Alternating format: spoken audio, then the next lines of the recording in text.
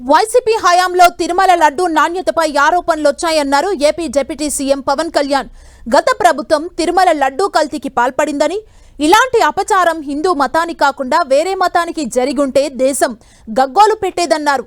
నెయ్యి కల్తీ జరగలేదని వైసీపీ అబద్ధాలాడుతోందని, అందుకే మేం వివరణ ఇవ్వాల్సొచ్చిందన్నారు పవన్ కళ్యాణ్. అసలది నెయ్యే కాదని తేలిందని, కెమికల్స్తో నెయ్యి తయారు చేయొచ్చని గత పాలకులు నిరూపించారన్నారు.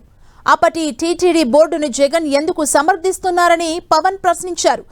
నెయ్యి కల్తీకి అప్పటి టీటీడీ బోర్డు బాధ్యత వహించాలన్నారు. నెయ్యి కల్తీ ఘటనలో 36 మందిని నిందితులుగా తేల్చిందని, దోషులకు ఖచ్చితంగా శిక్ష పడాల్సిందేనని డిప్యూటీ సీఎం పవన్ కళ్యాణ్ అన్నారు. వాళ్ళు వెనకెందుకు వేసుకొస్తున్నారు నాకు ఈ రోజుకి నాకు అర్థం కాదు. ఈ రోజుకి వెనకేసుకు రావాల్సిన అవసరం లేదు. వెరీ క్లియర్ కట్ రిపోర్ట్ ఇచ్చింది.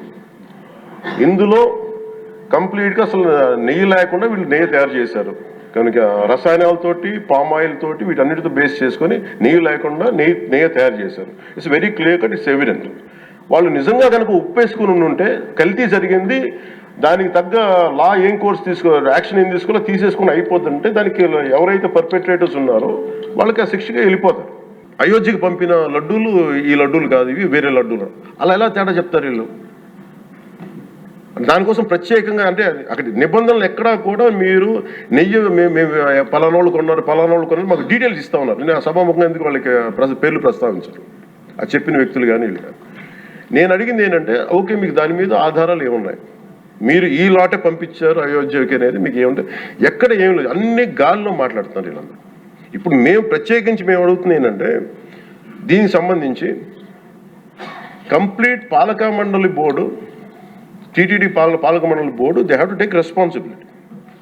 వాళ్ళని ఒక గత ప్రభుత్వాన్ని నడిపిన ఆ ముఖ్యుడైన వ్యక్తి వాళ్ళని వెనకేసుకొస్తున్నారంటే అందులో కూడా మీకు కూడా బాధ్యత తీసుకోవాల్సి వస్తుంది. వేరే ఇస్లాంకి జరిగిన, క్రిస్టియానిటీకి జరిగిన, జీసస్ క్రైస్ట్కి జరిగిన, మహమ్మద్ ప్రవక్తకి జరిగిన, అల్లాకి జరిగిన ఇలా ఉండేది కదా అధ్యక్ష.